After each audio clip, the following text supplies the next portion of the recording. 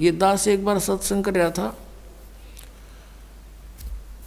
मनोरपुर गांव में, और उनका जो पिताजी था वो था तो अच्छी आत्मा का, लेकिन वो ये ज्ञान नहीं था बेचा किसी को भी।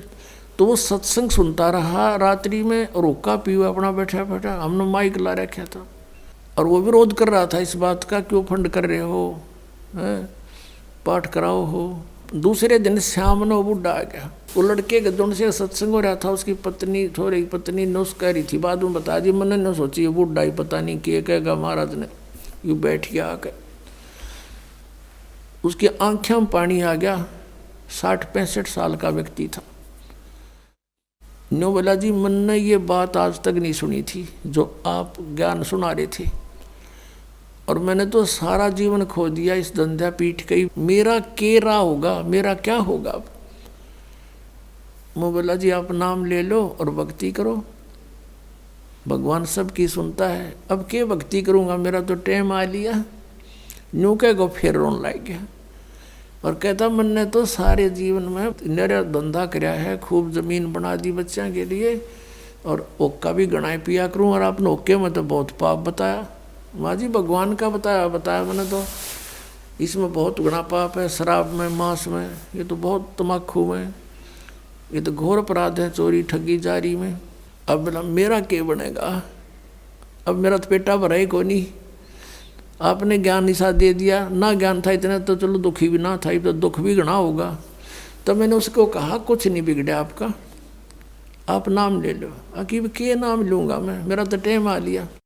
मैंने उसको समझा कि जैसे कुएं में बाल्टी गिरती हो, लंबी लंबी रस्सी होती थी पहले, 150 फुट के, 100 फुट के कुएं होते थे नीचे, इतना गहरा पानी होता था, और लंबी रस्सी होती थी।